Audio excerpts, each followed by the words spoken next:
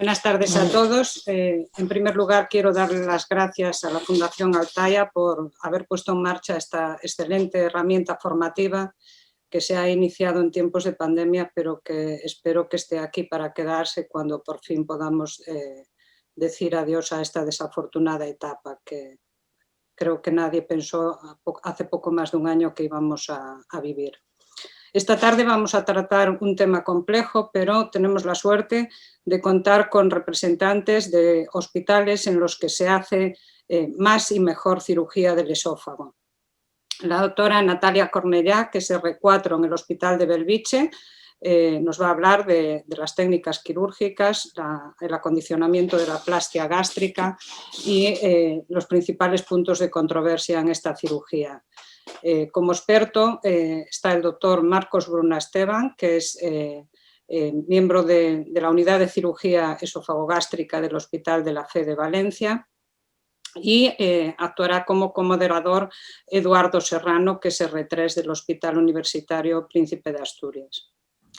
Estamos acostumbrados a que nos repitan que el tamaño no importa, pero está demostrado que el volumen por cirujano y por hospital es un factor fundamental que influye de modo inverso en las complicaciones postoperatorias y en la mortalidad. Pero además también se ha observado que influye en la supervivencia a largo plazo.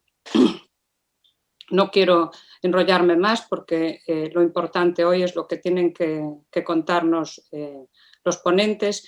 Entonces vamos a dar paso ya a la presentación. La doctora Cornellà hará varias pausas a lo largo de la presentación para que el doctor Bruna nos dé su opinión como experto y antes de iniciar la presentación les van a lanzar una pregunta para saber cuántas cirugías se hacen en los hospitales en los que trabajan. Bueno, la primera pregunta que se realiza es el número de esofagectomías al año que se realizan en su centro. Primera opción menos de 5, segunda opción entre 5 y 10 y la segunda opción más de 10. Bueno, el resultado final con un 47% es que se hacen menos de 5 esofagectomías al año en los centros en los que están los oyentes.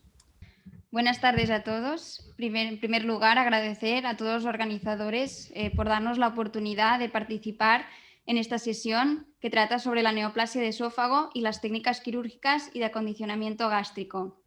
También agradecer a la doctora Carla Betónica por toda su colaboración. Este es el hilo conductor de nuestra sesión. Hablaremos de las técnicas de esofagectomía, hablaremos de linfadenectomía, introduciremos un concepto muy actual que es el mesoesófago, hablaremos sobre los tipos de anastomosis, así como de la reconstrucción del tránsito digestivo. Presentaremos también la técnica del acondicionamiento gástrico y el objetivo que esta técnica, este procedimiento persigue. Y a continuación, y por último, plantearemos tres temas que están muy en boga en la actualidad para poderlos discutir y exponer también la evidencia científica al respecto. Así pues, sin más dilación, empezamos. El tratamiento gold estándar del cáncer de esófago resecable es la esófago-linfadenectomía, una técnica quirúrgica de alta complejidad que asocia una morbimortalidad no despreciable y a expensas en gran parte por la dehiscencia anastomótica.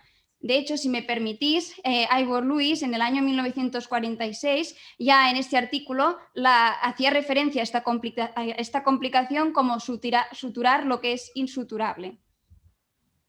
¿Y en qué consiste esta cirugía? Pues esta cirugía lo que persigue es una resección R0 con una óptima linfadenectomía, teniendo siempre en cuenta la capacidad respiratoria del paciente y la localización del tumor, ya que ambas son cruciales para elegir la técnica quirúrgica. Los tumores localizados a nivel cervical, el tratamiento de elección es la quimio-radioterapia radical. En los tumores localizados a nivel torácico, a nivel supracarinal o carinal, y si el paciente presenta un BEMS superior al 75%, la técnica quirúrgica a elegir es la esofagectomía total o el McEwan. Por el contrario, si la función respiratoria del paciente se ve comprometida, la alternativa o el tratamiento indicado es la quimio-radioterapia radical. En las neoplasias localizados a nivel infracarinal y en los pacientes que presentan una correcta función respiratoria, la técnica a elegir es el Ivor-Lewis o en algunos grupos se opta por la transhiatal. Sin embargo, en los pacientes con una capacidad respiratoria comprometida y no hay afectación ganglionar, se puede optar por la transhiatal, y si hay afectación ganglionar en nivel mediastínico, se indicaría la quimio-radioterapia radical.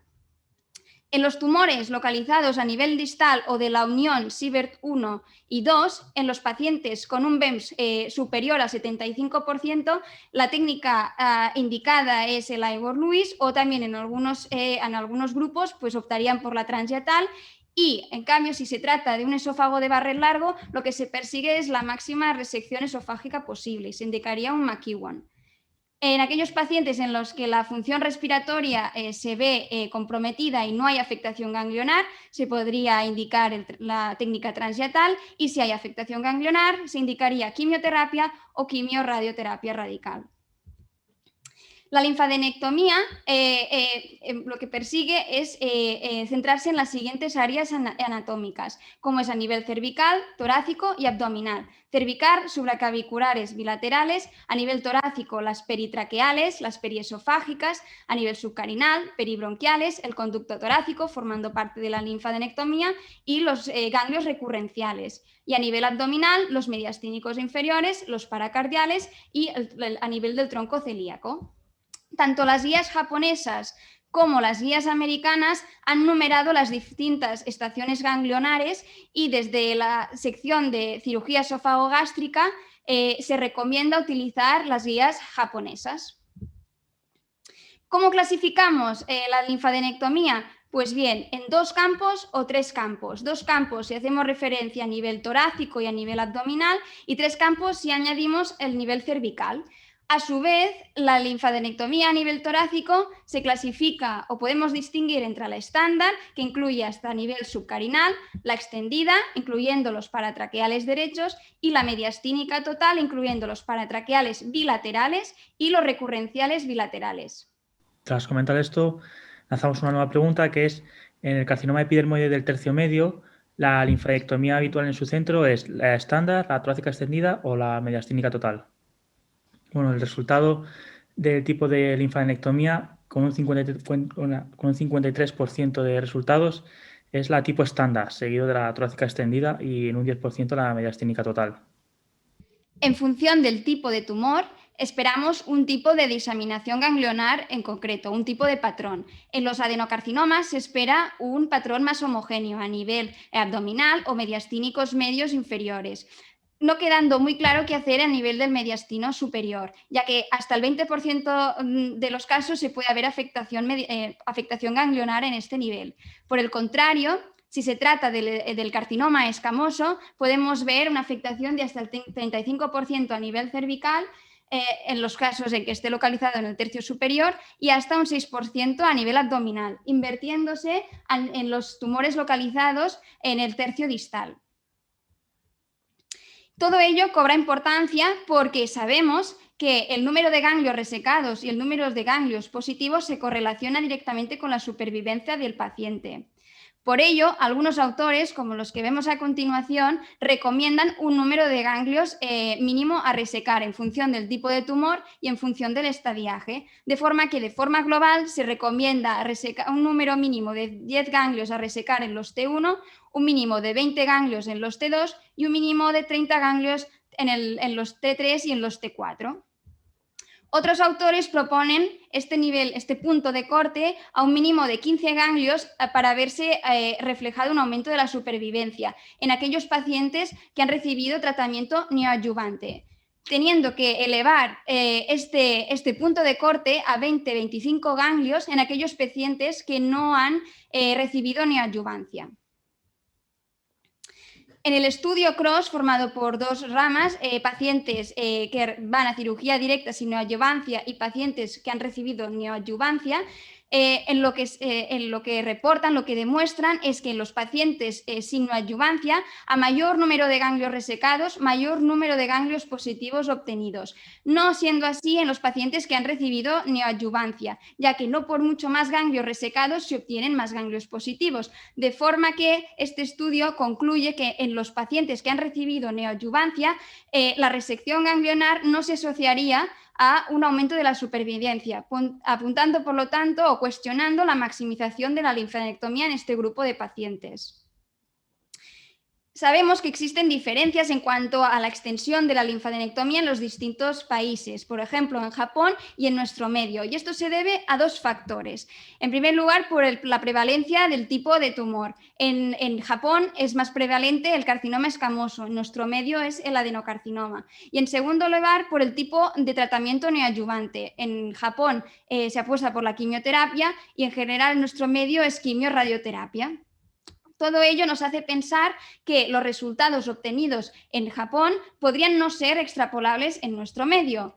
De ahí nace la necesidad de un estudio como es el Tiger Study, en el cual nos podría proporcionar evidencia o crear una estandarización en cuanto al tipo de linfadenectomía realizar en cada tipo de paciente. Y se esperan resultados en el 2026.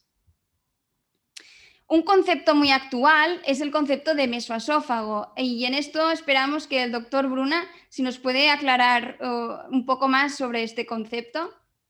Gracias, Natalia. Este es el concepto del mesoesófago que lo definió Miguel Ángel Cuesta en el 2014, donde hay que extirpar todo el tejido que rodea al esófago, ese tejido linfograso que lo rodea y por donde van muchos vasos linfáticos que a veces pueden contener células tumorales.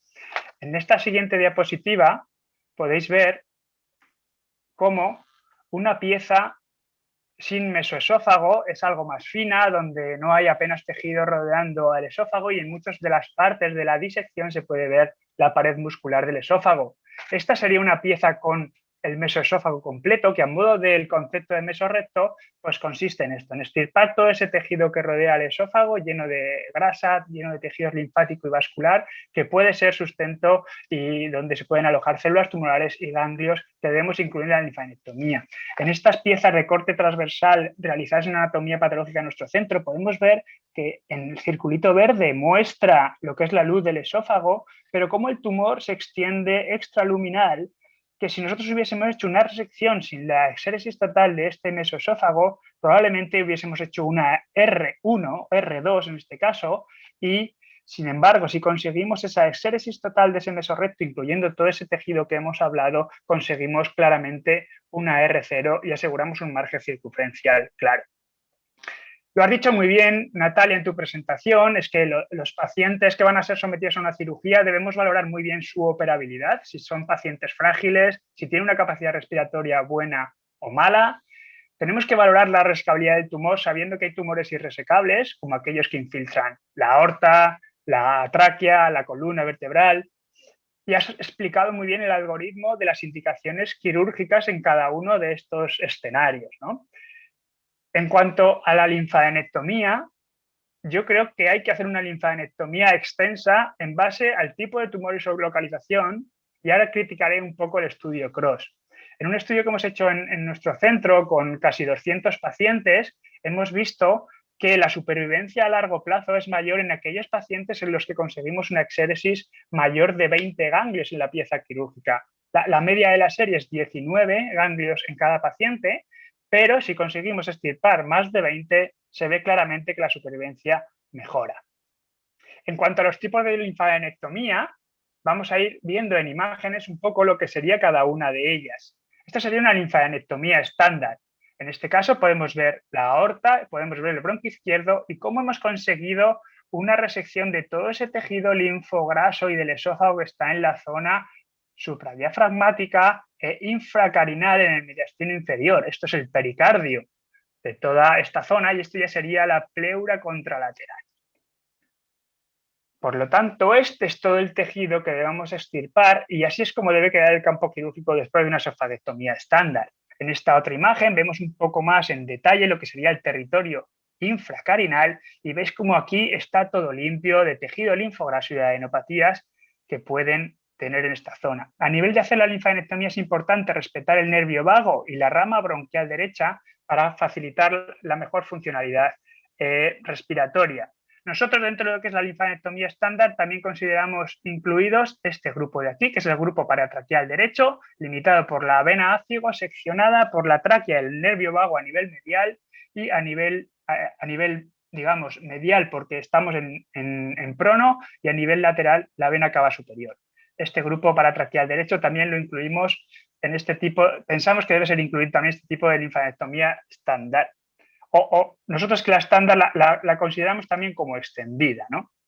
En cuanto a la extendida, incluiríamos el concepto de los territorios recurrenciales derechos. En esta imagen veis cómo la linfadenectomía se ha extendido desde el espacio infracarinal hacia la parte supracarinal y hacemos la linfadenectomía del nervio recurrente derecho, extirpando todo este tejido linfograso que queda por debajo del esófago y en la cara lateral de la tráquea. Nuestro punto de referencia en este caso es la arteria subclavia derecha.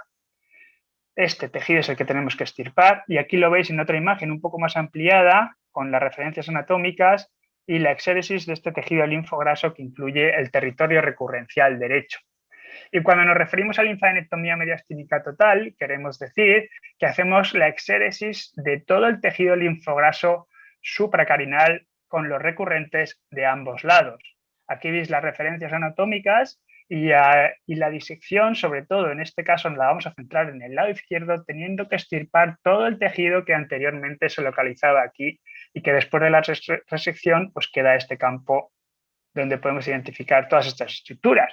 Aquí los límites de la disección son el bronquio izquierdo, llegando a hacer una linfadenectomía de los grupos bronquiales y de la ventana aortopulmonar, llegando a identificar aquí la arteria pulmonar izquierda, vemos la pleura izquierda, el callado de la aorta, la arteria subclavia izquierda y el recurrente que después de salir del callado de la aorta se dirige ascendiendo hacia craneal paralelo a la tráquea, como veis perfectamente en la diapositiva inferior. Esto sería el campo quirúrgico que tenemos que ver después de una cirugía radical con una linfadenectomía total del esófago, ¿de acuerdo? Es importante que lo analicemos y que después de extirpar la pieza evaluemos si realmente hemos conseguido hacer esto, que pienso es lo importante a donde tenemos que llegar en la cirugía más óptima posible. Y digo esto ¿por qué? Porque pienso que el estudio CROSS que has comentado, pues es un estudio que lo primero no está diseñado para evaluar lo que has presentado, ¿no? Los ganglios, más, menos, depende de la quimio de radio. Esto no era el propósito del estudio. Tiene limitaciones, el 75% de los tumores estudios son adenocarcinomas. El porcentaje de R0 en el grupo de la cirugía solo no supera el 70%, con lo cual la cirugía es de una calidad, digamos, regular. Y los ganglios resecados, el número de ganglios resecados es menor en aquellos pacientes con quimioradioterapia, no solo en el CROSS, sino en todos los estudios. Por lo cual, yo esos resultados, tanto de ese como de otros estudios que abogan por no extender la linfadenectomía en los pacientes que reciben quimioradioterapia, no lo tengo del todo claro. En una encuesta que realizamos en España acerca de la linfadenectomía y el abordaje quirúrgico en los pacientes con cáncer de esófago, obtuvimos estos resultados. En el caso del adenocarcinoma, la linfadenectomía estándar es la más utilizada, seguida de la extendida, ampliando hacia los paratraqueales derechos y recurrenciales derechos. En el caso del epidermoide, que es la pregunta que también hemos hecho, vemos que la linfadenectomía extendida era del 50% y la estándar del 30%. Únicamente el 2% de los grupos hacen linfadenectomía total en el adenocarcinoma distal y un 14% en el caso del epidermoide. Esto es lo que hacemos en nuestro grupo. En el caso del adenocarcinoma, si está localizado en el tercio inferior, hacemos una linfadenectomía ampliada y en el caso de que esté localizado en el tercio medio, hacemos una linfadenectomía mediastínica total. En el caso del epidermoide, indicamos siempre una linfadenectomía mediastínica total. ¿Y por qué? Porque hemos visto en los pocos casos que llevamos recogidos, no superan los 20 durante un año, que se aíslan ganglios y que aparte, en 3 de estos pacientes, estos ganglios tenían afectación tumoral. Con lo cual pensamos que es importante, siempre y cuando garanticemos unos resultados de morbimortalidad dentro de los estándares exigidos. Natalia, te dejo. En cuanto a las técnicas de esofagectomía, presentaremos 3. La esofagectomía tipo McEwan, esofagectomía total, el Ivor-Lewis o subtotal y la transhiatal. Todas estas técnicas se pueden realizar desde un abordaje mínimamente invasivo o por cirugía abierta. En cuanto al McEwan, consiste en 3 tiempos. El primer tiempo es el tiempo torácico, en el que se realiza la disección del mesoesófago y la resección esofágica. En un segundo tiempo abdominal se realiza la movilización gástrica, la sección de los vasos, se confecciona la plastia y se realiza la correspondiente linfadenectomía. Y en el tiempo cervical se realiza la linfadenectomía en caso de ser indicada, se extrae la pieza quirúrgica si el abordaje ha sido mínimamente invasivo y se realiza la anastomosis a nivel cervical. A nivel cervical, que puede ser de 3 tipos. La anastomosis puede ser circular, laterolateral mecánica o decolar y la manual. En cuanto al Ivor-Lewis, el primer tiempo es el abdominal y es lo mismo que en la técnica anterior, que en el McEwan, y el segundo tiempo es torácico, en el que se realiza también la disección del mesoesófago y la resección esofágica, se realiza la linfadenectomía y se procede a la anastomosis, que es a nivel intratorácico. La anastomosis intratorácica también puede ser se puede realizar de tres formas: circular, laterolateral mecánica o manual. Manual puede verse favorecida por la cirugía robótica. Y en cuanto a la esofagectomía transhiatal, esta consiste en 2 tiempos simultáneos, a nivel abdominal y el tiempo cervical. Se empieza por la disección a nivel del hiato esofágico, se sobrepasa la lesión y desde tanto a nivel abdominal como cervical se procede a una disección Roma, tal y como podemos ver en la imagen, se procede a la confección de la plastia y la anastomosis a nivel cervical de la misma forma que en las técnicas anteriores. ¿Qué diferencias hay entre realizar una anastomosis cervical y una a nivel intratorácico? Pues bien, la tasa de discencia de anastomosis es superior a nivel cervical, pero las consecuencias son más graves o la gravedad es mayor en la anastomosis intratorácica. Por ello, algunos grupos apostaron por la anastomosis cervical. Sin embargo, no hay que menospreciar las complicaciones a largo plazo de la anastomosis cervical, tales como la estenosis, que puede requerir de un número no menospreciable de sesiones de dilatación endoscópica para el paciente. Sí, la pregunta es respecto a la confección de la plastia gástrica, si realizan un conducto estrecho de 3 o 4 centímetros o un conducto ancho de 5 o 6 centímetros. Vale, pues los resultados están bastante parejos.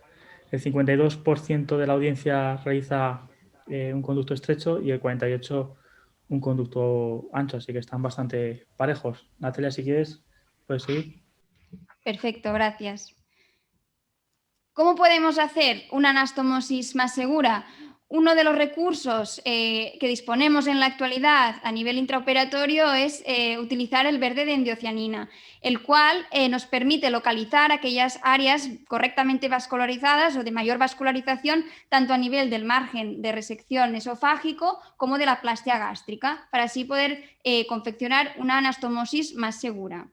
¿Qué tipo de plastias disponemos? Pues bien, seguramente una de las más conocidas o de las primeras descritas es la plastia de Akiyama, la cual consiste en sacrificar las 3 primeras ramas de la curvatura menor.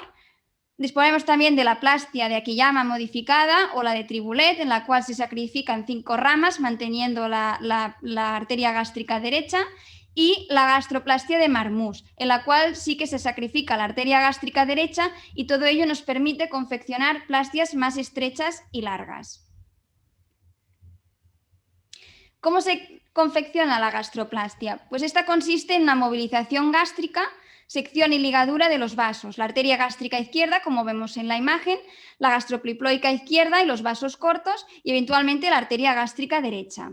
A continuación se procede en la sección a lo largo de la curvatura mayor hasta el fundus con una endograpadora lineal de 3 grapas.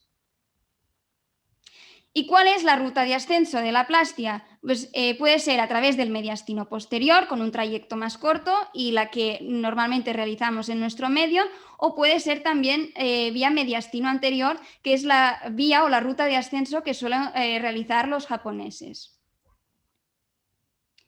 Tal y como os hemos presentado anteriormente, el verde de endocianina podría ayudarnos a confeccionar una anastomosis más segura.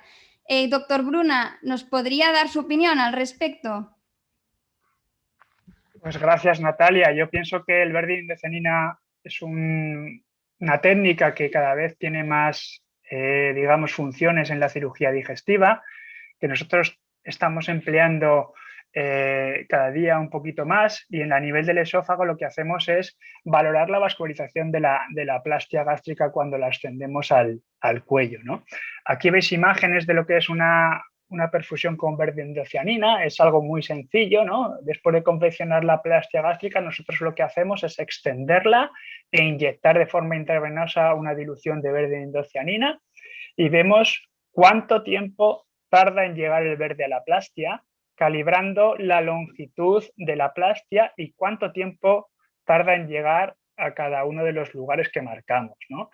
Se ha visto, y hay estudios que demuestran, que el tiempo que tarda en recorrer ese verde endocianina, la longitud de la plastia, es decir, la velocidad, tiene relación con las posibles complicaciones posoperatorias en cuanto a términos de dehiscencia anastomótica en estos pacientes. Y nosotros la verdad es que los resultados que tenemos en los pocos casos que hemos hecho orientan hacia eso, ¿de acuerdo? Aquí veis un poco cómo está la plastia estirada, cómo va captando y cómo una vez ascendida al cuello, esto es una incisión cervical, podéis ver cómo sigue captando y tiene una buena vascularización, y a nosotros pues por lo menos nos deja un poco más tranquilos. En cuanto a los procedimientos asociados, ¿estaría indicado realizar una piloromiotomía o piloroplastia? Pues bien, el objetivo de estas técnicas sería mejorar el vaciamiento gástrico de la plastia, ya que la inervación se puede ver comprometida en esta cirugía. Se recomienda realizarlo a nivel extramucoso y evitar la piloroplastia precisamente para evitar complicaciones tales como la dehiscencia. Disponemos de estudios retrospectivos, sin embargo, que nos revelan que no hay diferencias significativas en el vaciamiento gástrico de la plastia. Y además, este procedimiento no está exento de complicaciones tales como el reflujo biliar.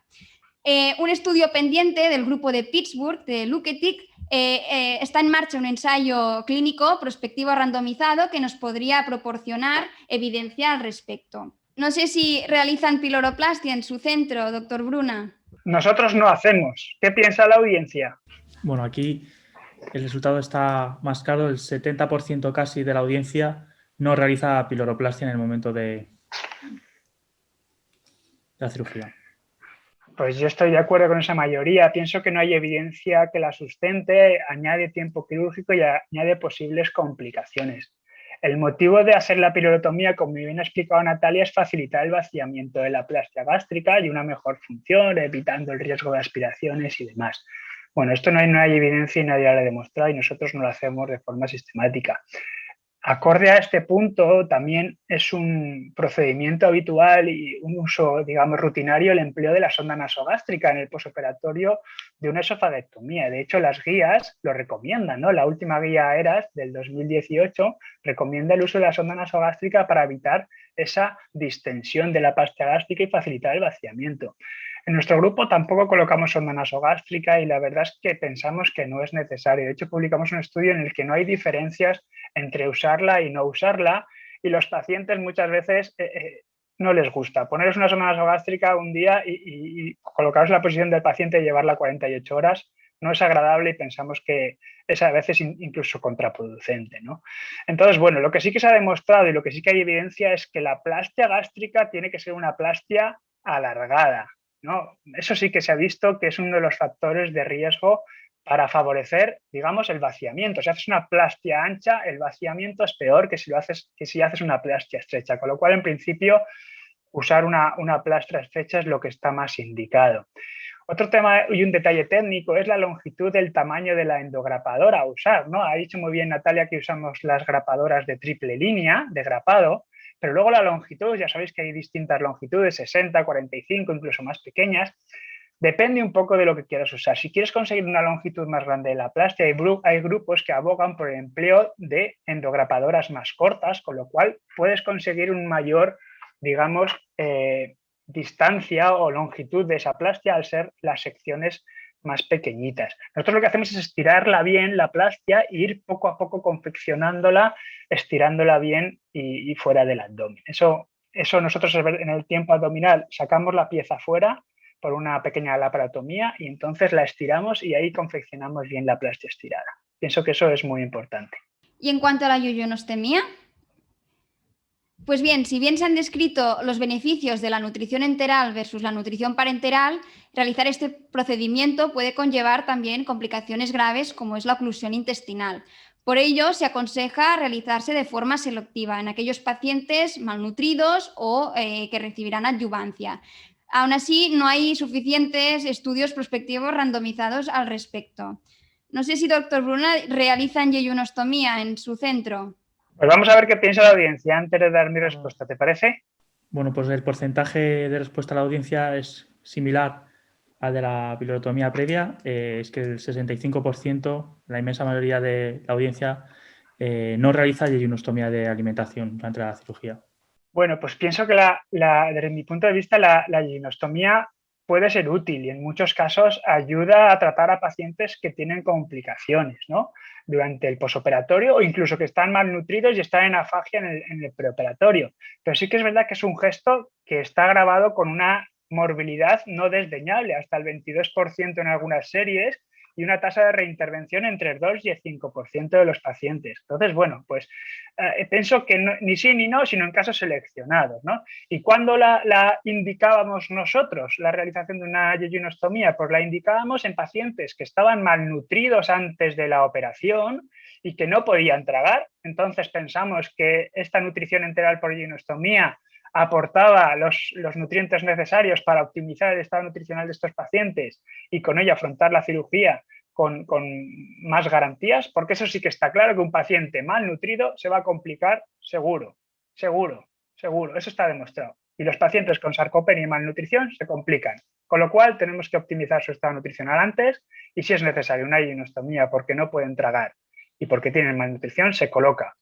Y antes también lo colocábamos en aquellos pacientes sometidos a una esofagectomía McEwan, donde, como todos sabéis, la tasa de dehiscencias cervicales es más elevada y para garantizar ese aporte nutricional en pacientes con ese problema, la colocábamos antes sistemáticamente.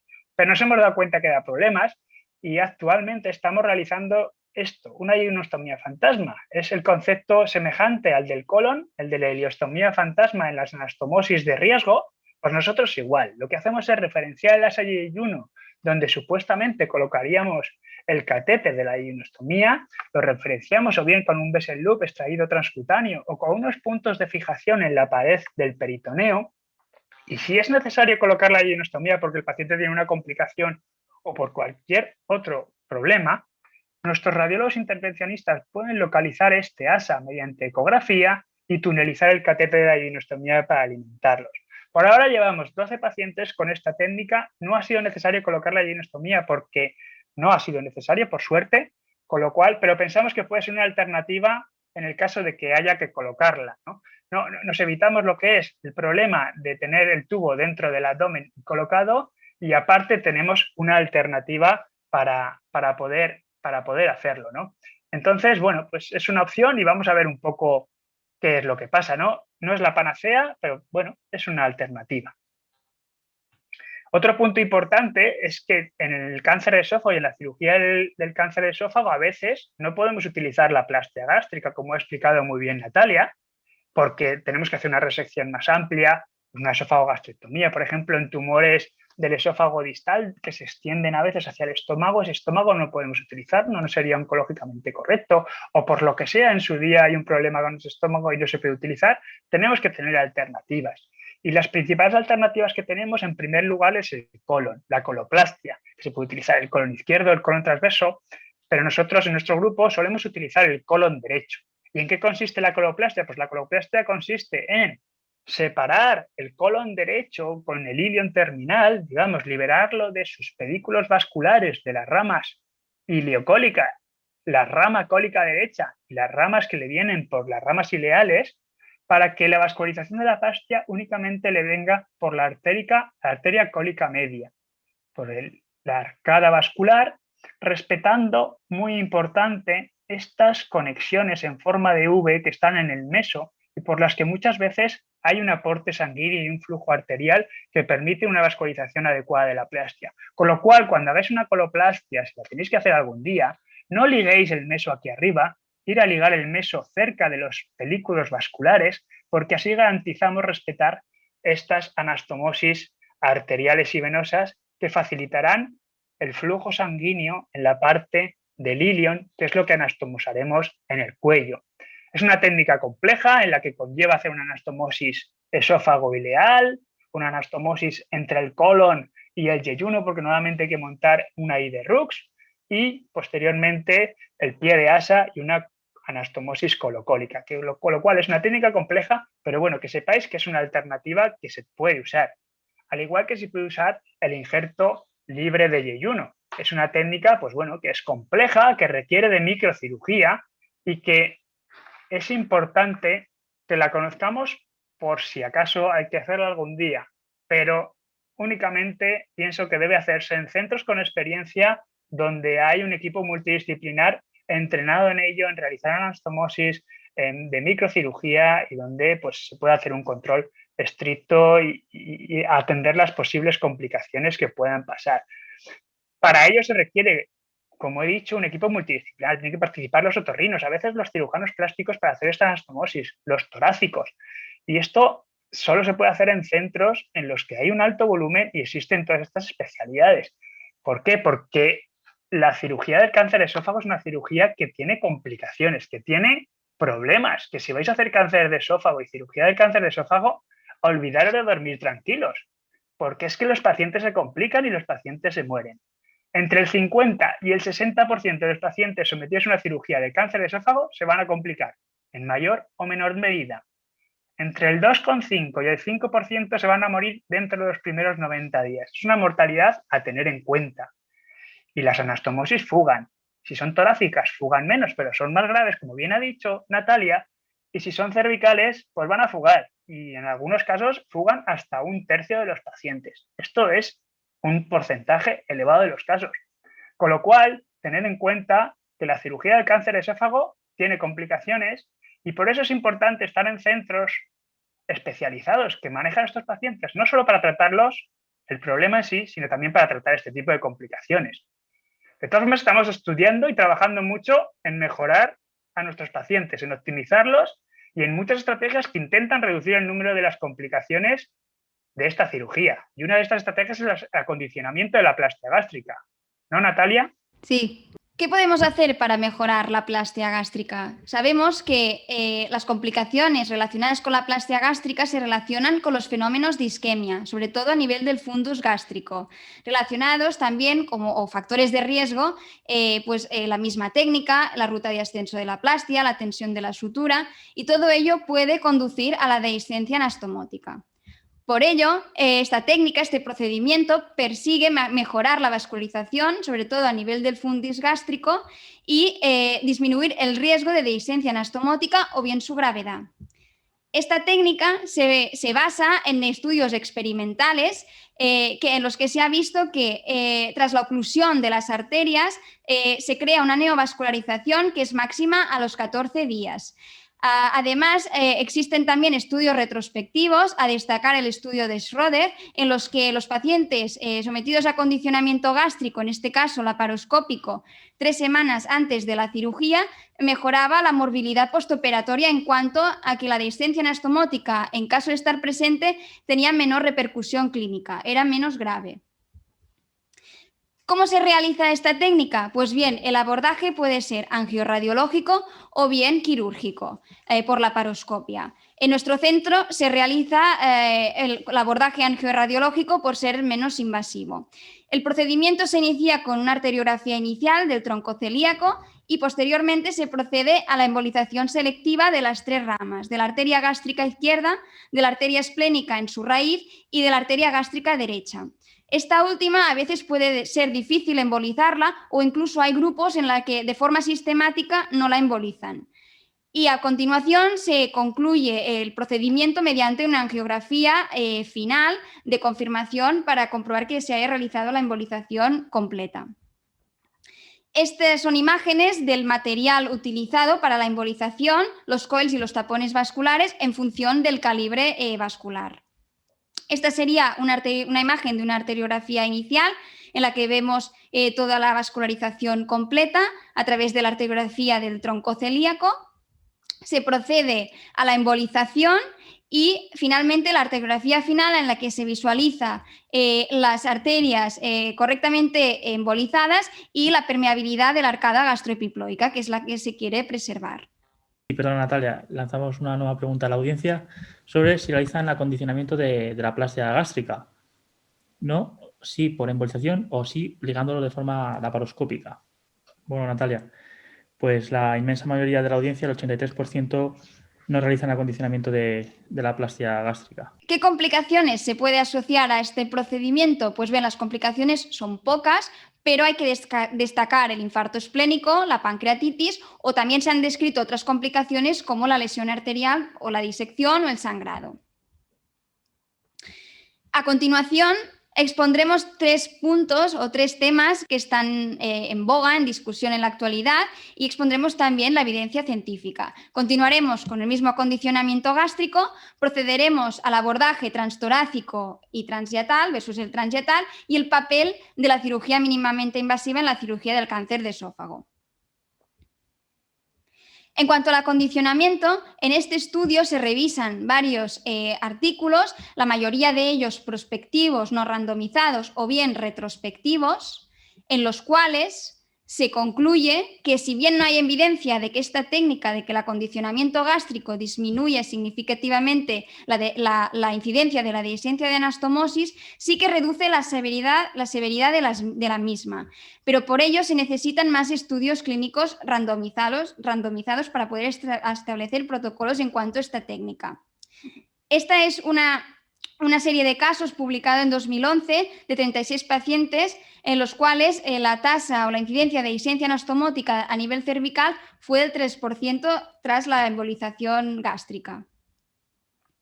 Y este es un estudio más reciente con una N superior en la cual la incidencia de dehiscencia anastomótica a nivel cervical fue del 7%, pero en todos los casos se pudo tratar de forma conservadora.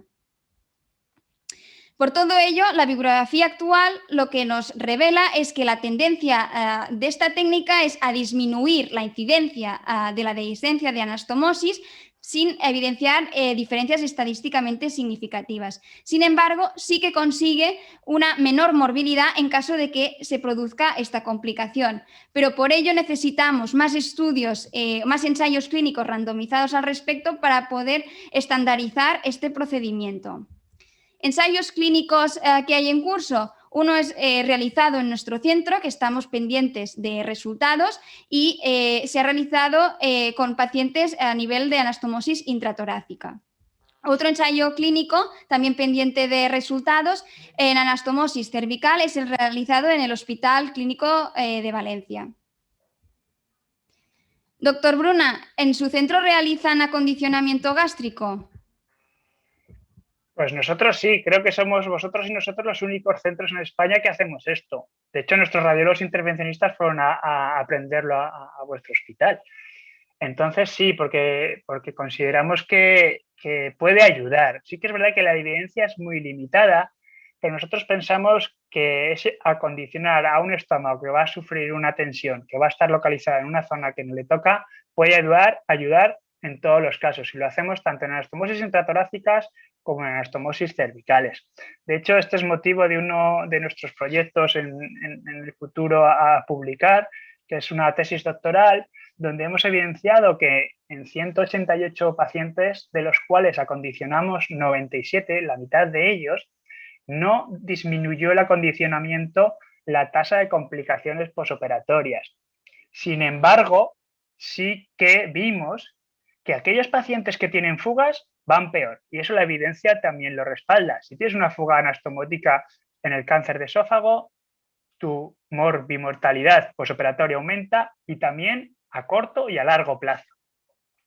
Una cosa también que vimos muy interesante es que aquellos pacientes acondicionados también tienen tendencia a tener una mejor supervivencia, y probablemente es en relación a lo que tú has comentado, que las dehiscencias suelen ser menos graves y suelen dar menos problemas que en aquellos pacientes que no están acondicionados. Son las mismas en número, pero probablemente de menor gravedad. Y si algún día tenéis que operaros de cáncer de esófago y podéis elegir entre qué queréis que os pase, tenéis que elegir estar acondicionados y no tener fuga. Tendréis la mejor supervivencia, ¿de acuerdo? Si tenéis fuga y no estáis acondicionados, mal, sois los que peor supervivencia tendréis. Con lo cual, si podéis elegir, acondicionaros y no tener fuga. Gracias, doctor Bruna. Hemos hablado de linfadenectomías extensas. ¿Hay lugar, entonces, para el abordaje transyatal si en este tipo de técnica la linfadenectomía es subóptima?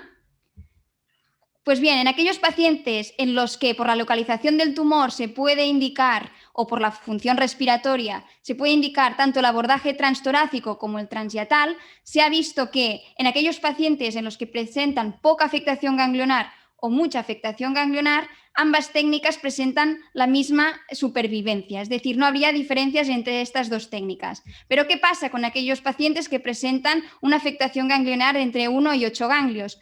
Pues bien, en estos pacientes sí que la supervivencia se ve favorecida en aquellos pacientes que se han sometido a un abordaje transtorácico. ¿Realizan abordaje transyatal en su centro, doctor Bruna? Pues nosotros, Natalia, no lo usamos casi nunca. Pensamos que nosotros operamos a los pacientes de cáncer de esófago en decúbito prono, con lo cual a nivel pulmonar ellos tienen menos repercusión que si lo hiciésemos en decúbito lateral. Hacemos un abordaje mínimamente invasivo, con lo cual en principio las complicaciones pulmonares las reducimos bastante con estas dos medidas. El prono, que hace que no haya un colapso pulmonar total, con lo cual el pulmón no es atelectasia y tiene menos problemas en el posoperatorio, y luego la cirugía mínimamente invasiva, que se traduce en menos dolor posoperatorio y los pacientes mejoran su movilización y la fisioterapia respiratoria, con lo cual disminuimos las complicaciones. El abordaje transyatal nosotros lo consideramos en pocos casos porque pensamos que puede llegar a ser insuficiente. Esto no quiere decir que sea un mal abordaje, porque hay grupos que lo hacen y tienen experiencia en ello y sus resultados son buenos. Pero nosotros pensamos que su indicación es en aquellos casos que son operables, que tienen una contraindicación al acceso torácico, porque son frágiles, porque tienen una función respiratoria mal, porque tienen un tórax impracticable, por estas razones. Y porque pensamos que la linfadenectomía del mediastino superior es muy difícil hacerla y nosotros es que la hacemos sistemáticamente en casi todos. Ya os digo que la extendida es nuestro límite bajo, entonces pensamos que no podemos conseguir una linfadenectomía adecuada. Y eso está demostrado, que los pacientes sometidos a una transyatal se resecan menos ganglios que si hacemos un abordaje transtorácico y probablemente estos menos ganglios resecados se asocien con una peor supervivencia. En un último estudio publicado recientemente hablan del margen de resección acepto en el 15% de los casos si se hace un abordaje laparoscópico y en el 25% si el abordaje transyatal es abierto. Y la morbilidad no es del todo desdeñable, fijaros, un 40% en el abordaje laparoscópico y un 62% en el abordaje abierto, con una mortalidad posoperatoria sí que es verdad que bajita del 1%. Con lo cual, en resumen, no pensamos que sea una técnica idónea, aunque en grupos expertos sí que puede funcionar, pero en nuestro caso pues la indicamos únicamente en casos excepcionales. Sí, lanzamos una nueva pregunta a la audiencia. Cuando realizan la esofagectomía por tracoscopia, ¿en su centro realizan intubación selectiva con bloqueador bronquial, sí o no? Pues la inmensa mayoría, casi el 80% de la audiencia, sí que realiza intubación selectiva cuando se realiza una esofagectomía por tracoscopia. ¿Y qué papel juega entonces la cirugía mínimamente invasiva en la cirugía del cáncer de esófago? Pues bien, hemos explicado, ¿no?, que es una cirugía con una morbimortalidad elevada, una morbilidad de hasta el 60% en la literatura, y el abordaje mínimamente invasivo en la actualidad representa a nivel mundial alrededor de un 30%. Sin embargo, existen estudios tales como el TAN Trial, el MIRO Trial o el Romeo Trial en los que demuestran los beneficios de la laparoscopia en la cirugía del cáncer de esófago, reduciendo las complicaciones respiratorias, las complicaciones postoperatorias en global, requiriendo menos transfusión en el postoperatorio y también menor estancia hospitalaria o en UCI, con unos mismos resultados oncológicos comparado con la cirugía abierta. La evolución de la cirugía mínimamente invasiva nos lleva a la cirugía robótica. Y en este estudio, realizado por los grupos holandeses, es un estudio multicéntrico, el Robot Trial, en el cual también demuestra el papel de la cirugía robótica y sus beneficios en cuanto a esta patología, reduciendo también las complicaciones postoperatorias, las respiratorias, la necesidad de transfusión y la estancia hospitalaria en UCI, garantizando los mismos resultados oncológicos o bien incluso, tal y como vemos en este artículo, siendo superior en cuanto a nivel de la linfadenectomía, a nivel de los ganglios recurrenciales. Hay estudios en marcha en la actualidad, como es el ensayo en China o el RAMIE Trial, y también hay un estudio en marcha que iniciamos en nuestro centro, también sobre cirugía robótica en el Ivor Lewis. ¿Apostaríamos, por lo tanto, por la cirugía mínimamente invasiva? ¿Qué opina, doctor Bruna? Vamos a ver qué dice la audiencia. Sí, en su centro de trabajo se realiza cirugía esofágica mínimamente invasiva. Pues las opciones van desde solo abierta, laparoscopia, toracoscopia o, juntando las dos, la laparoscopia y la toracoscopia. Vale, pues aquí casi 3/4 partes de la audiencia pues realizan un abordaje mixto mínimamente invasivo de la cirugía esofágica, juntando laparoscopia y toracoscopia en el 73%. Bueno, pues me has preguntado que si queríamos hacer cirugía mínimamente invasiva, que si está indicado, yo pienso que un rotundo sí. Los pacientes cambian su posoperatorio radicalmente y eso está demostrado, y ya no solo las complicaciones posoperatorias y la recuperación funcional posoperatoria, sino que incluso hay mejores datos de supervivencia a largo plazo, y eso es lo que muestran también estudios como los que tú has enseñado, ¿no? En España se está empezando a utilizar la cirugía mínimamente invasiva, sobre todo cuando hacemos los abordajes Ivor Lewis y McEwan. En esta encuesta que publicamos en 2020 llama la atención que el abordaje transhiatal es el que más cirugía abierta realiza, ¿no? Entonces, bueno, pues que probablemente sean escuelas y centros que tienen tradición de hacer este tipo de abordaje, y bueno, pues son ellos los que hacen la cirugía transhiatal y por vía abierta. En cuanto al abordaje mixto, es el más elegido en el tercio medio, me refiero a la laparotomía y toracoscopia, ¿no? O sea, perdón, laparoscopia y tórax abierto. Esto es el más empleado en el caso del cáncer de esófago medio, el escamoso del tercio medio. Después de ver los resultados que nos pueden aportar la cirugía mínimamente invasiva, ¿habría lugar para mejora? Y aquí nos lanza la siguiente pregunta sobre el protocolo ERAS.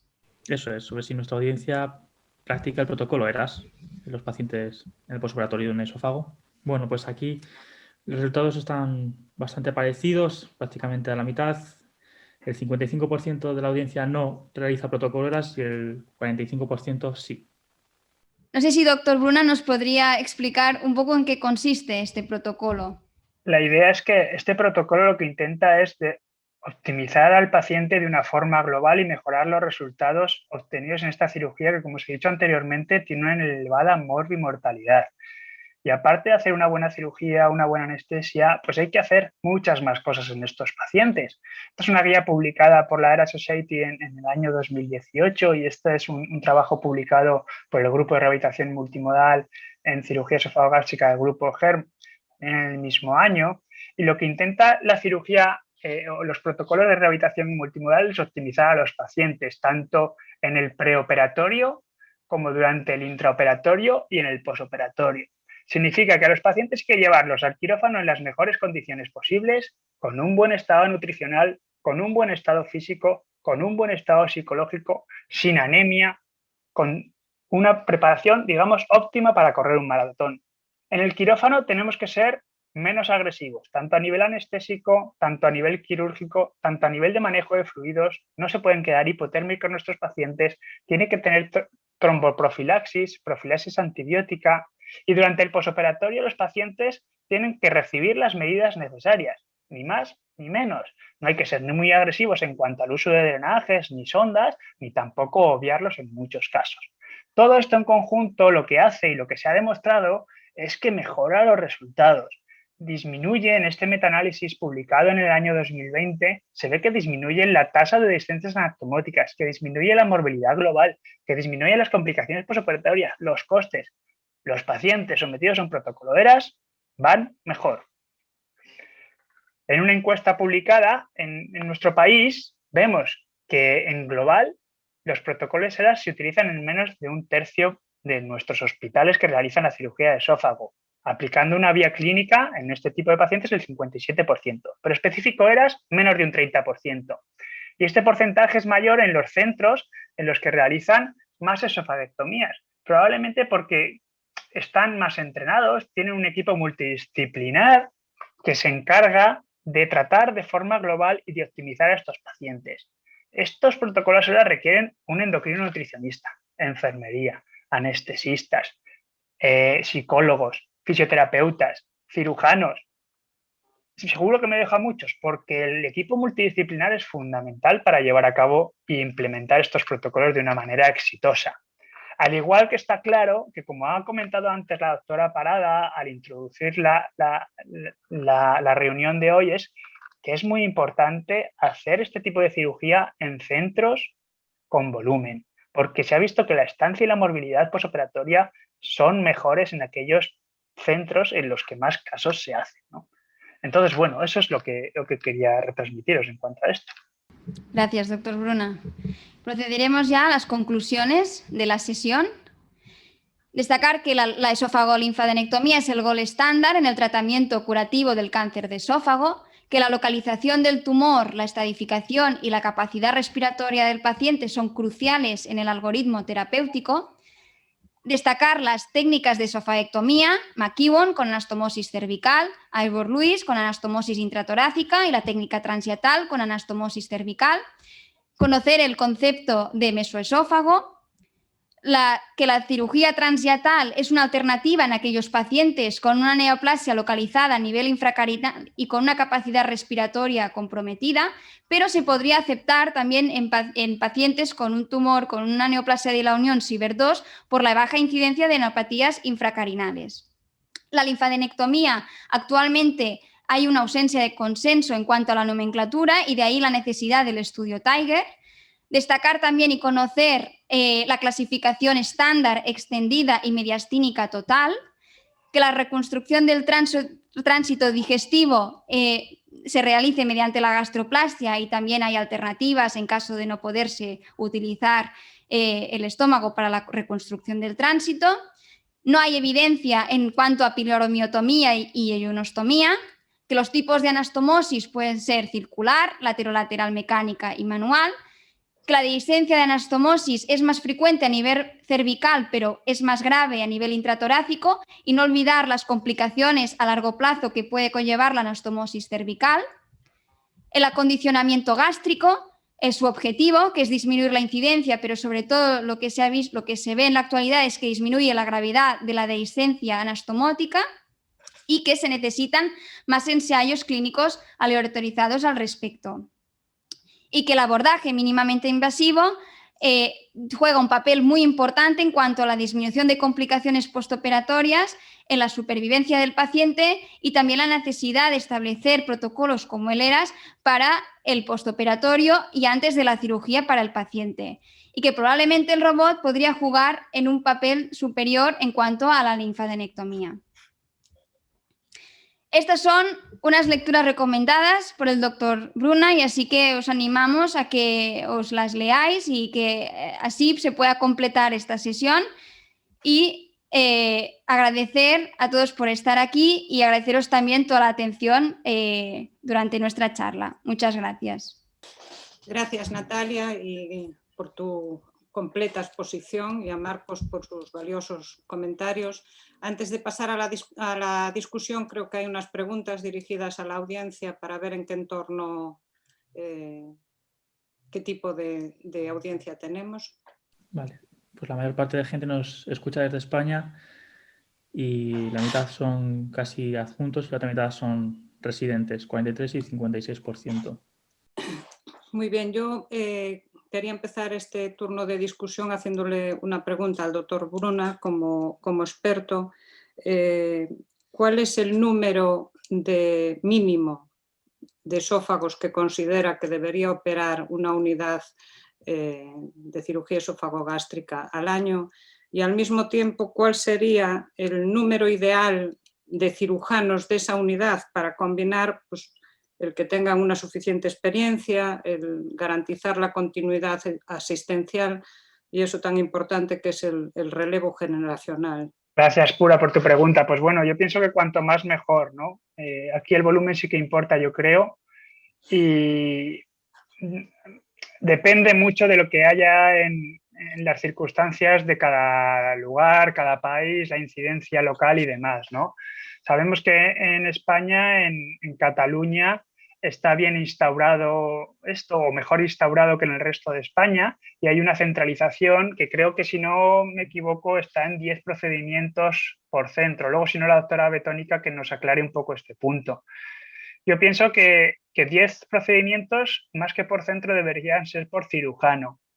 Pienso que es el mínimo que un cirujano dedicado a la cirugía del cáncer de esófago debería realizar por año. 10 procedimientos. Pienso, es mi opinión. Algunos estudios sí que lo respaldan y dicen que a veces es más importante el número de cirugías por cirujano que el global de los que atiende un hospital. Y bueno, pues probablemente yo diría 10, pero bueno, es un poco opinión personal sin un respaldo científico potente, ¿no? En total, y si la unidad tiene 2 cirujanos, pues 20, y si tiene 3, 30, ¿no? Digamos. Muy bien.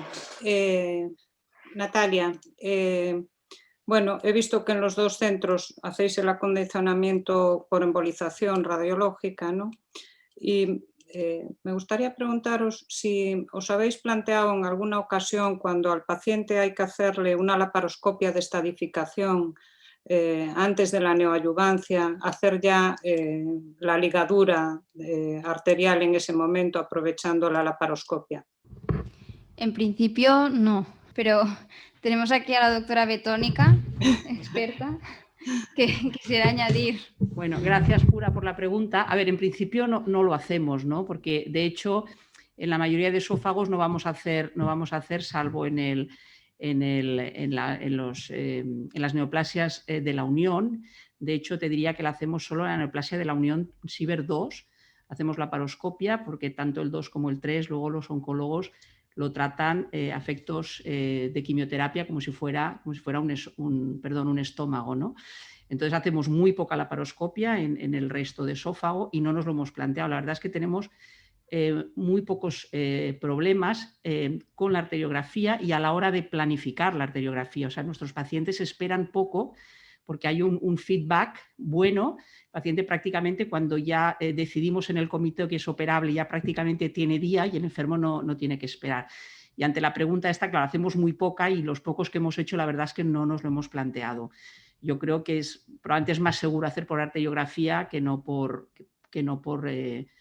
la laparoscopia, pero sería una buena opción, no digo que no. Si no se dispone de arteriografía, pues podría ser un buen momento, un buen timing para hacerlo. Sí. Vale, ¿y el acondicionamiento sois partidarios de hacerlo siempre cuando hacéis anastomosis cervical o en pacientes de alto riesgo bueno, pues como enfermos que tengan problemas vasculares, etcétera? Bueno, nosotros empezamos a hacerlo, como ha dicho Natalia, sin ninguna evidencia científica. Los resultados al principio que se han mostrado en los artículos que hemos presentado combinan un poco neoplasia y patología benigna, por eso quizás el porcentaje es un poquito más bajo de lo que publican otras series, pero desde el 2008, me parece que lo venimos haciendo de forma sistemática siempre que vamos al cuello, siempre que hacemos McEwan, en algún caso de haber hecho una transhiatal o en alguna reconstrucción que podamos hacer con el estómago. Bueno, esto. En marcha está este estudio que ha comentado ella empezamos a hacer, no porque tuviéramos muchas menos dehiscencias cervicales respecto a las torácicas, pero nos llegamos a plantear que si nos iba tan bien a nivel cervical, que podíamos intentarlo también a nivel torácico, y de ahí sale este estudio que es motivo de una tesis doctoral que saldrá los resultados, la publicación también en breve, entre embolizar o no a los Lewis. De momento, los datos un poco preliminares es que no hay diferencias y sobre todo vemos alguna diferencia estadística entre el grupo que se ha embolizado los 3 vasos y aquel grupo en el que no hemos embolizado la gastroduodenal porque no se ha podido técnicamente, ¿no? Pero bueno, es una cosa que tendremos que esperar que salgan los resultados definitivos. O sea, ahora sistemáticamente lo hacemos siempre que vamos al cuello. Nosotros lo hacemos siempre y embolizamos solo 2 vasos. La gástrica derecha no la embolizamos.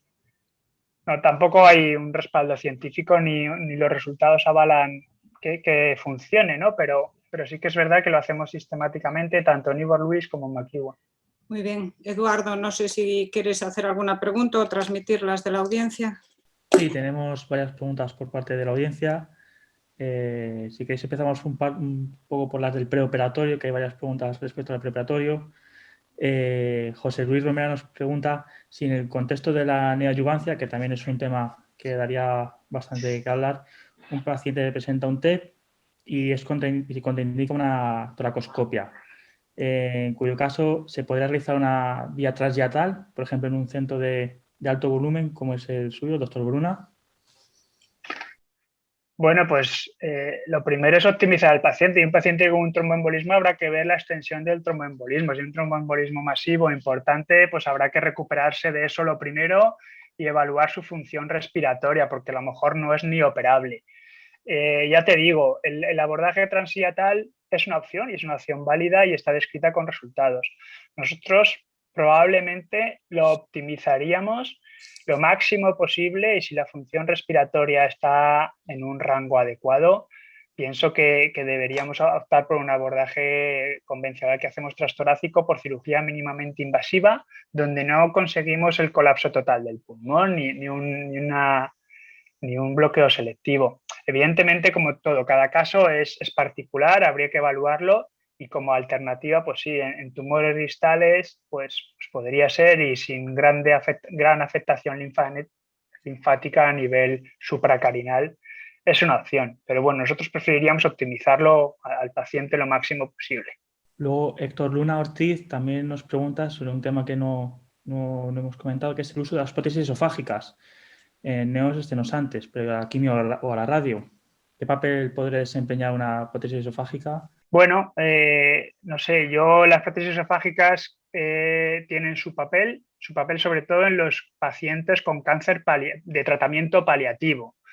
Cuando optamos por un tratamiento curativo, pues pienso que las prótesis esofágicas a veces pueden dar problemas y de hecho hay estudios, en el esófago no hay, pero sí que en otros estudios se ha visto una diseminación celular tumoral al colocar prótesis en los tumores, ¿no?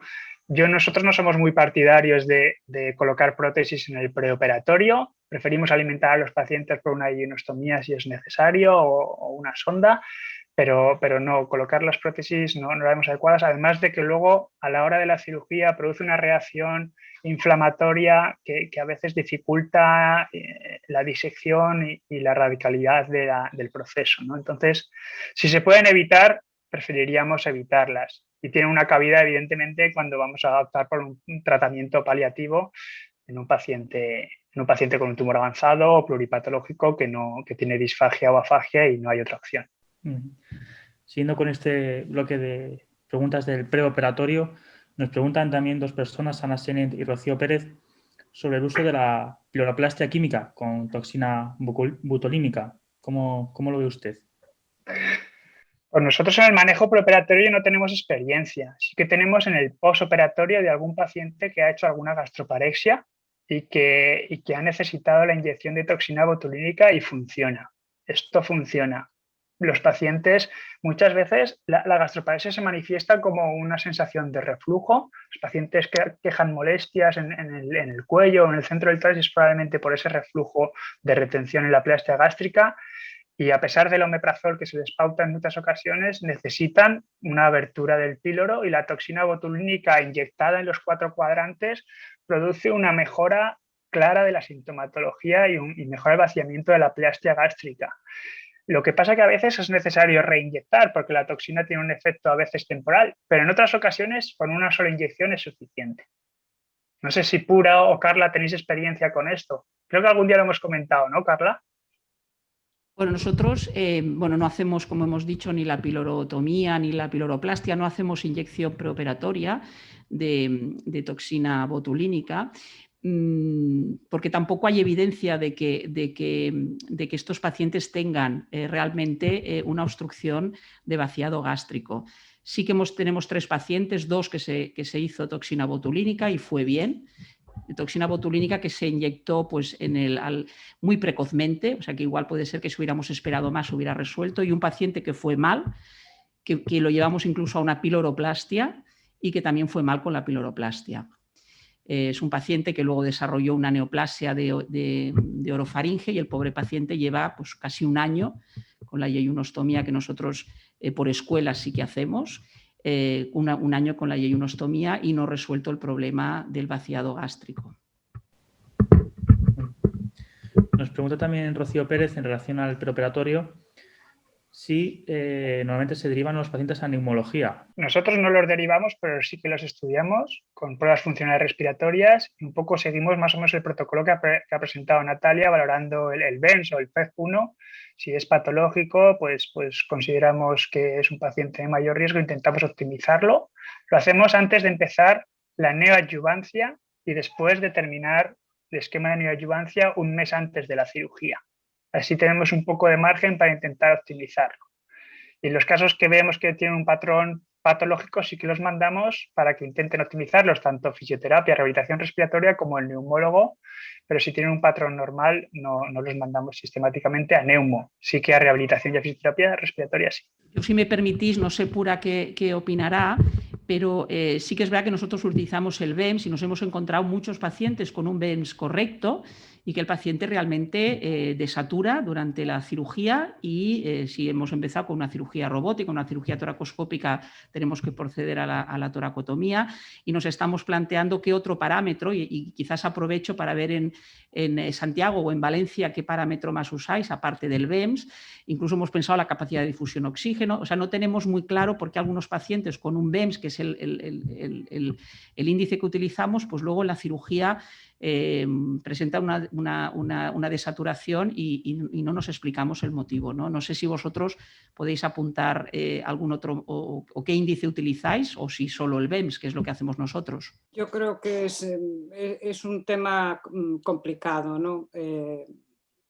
Al mismo tiempo, decirle a un enfermo que no se puede operar, o luego el que tienes en el quirófano y que tienes que parar porque desatura, le tienen que poner una CPAP. Bueno, el problema de estos enfermos es que luego muchos en el posoperatorio tienen complicaciones graves, ¿no? Y no respiran en el posoperatorio. Yo creo que uno de los temas muy importantes es el tema también de dejar del consumo de tabaco, ¿no? Que yo no sé lo que os pasa a vosotros, pero yo soy tremendamente dura con ellos y los veo al principio de la neoadyuvancia y los cito, y alguno cuando viene ya en el último momento para hacer el preoperatorio sigue fumando, ¿no? Y esos pacientes suelen tener un posoperatorio complicado. Yo tengo, vamos, uno que he operado esta semana que fumaba 5 paquetes de tabaco, que luego bajó a 1 y ese 1 lo dejó hace 20 días y que, bueno, pues que ahora está en reanimación con unas gafas de alto flujo y con una PO2 de 50, 60 y a ver en qué acaba, ¿no? Ahí, acorde a lo que has dicho, Pura, 2 cosas muy interesantes es lo del tabaco, ¿no? Que todas las guías recomiendan retirarlo por lo menos un mes antes. Luego, en cuanto al BENS o el FEV, la verdad es que nosotros, Carla, nos planteamos lo mismo, que hay pacientes que son normales, aunque tienen un patrón regular, pero pasan el dintel, digamos. Lo que sí que está claro que los pacientes enfisematosos a nosotros nos da la impresión que son peores que los bronquíticos. Los que tienen menos parénquima funcionante para hacer el traspaso del oxígeno gaseoso parece que van peor. Los enfisematosos, ojo con ellos. Nuestra experiencia es peor con ellos, ¿no? Y bueno, pues eso es importante. En estos pacientes intentar optimizarlos lo máximo posible dejando el tabaco. que es fundamental. Y las gafas de alto flujo en el posoperatorio de estos pacientes, nosotros las colocamos sistemáticamente. Esto hay evidencia también que disminuye la tasa de reingresos y de necesidad de intubación en estos pacientes, y nuestros pacientes las llevan las primeras 24 horas en UCI todos. Bueno, tenemos que ir finalizando, son ya casi las 6:30. Os agradezco a todos los ponentes esta sesión tan interesante y desde luego a los participantes, a la audiencia, que sin ellos pues no estaríamos aquí. Muchas gracias a todos.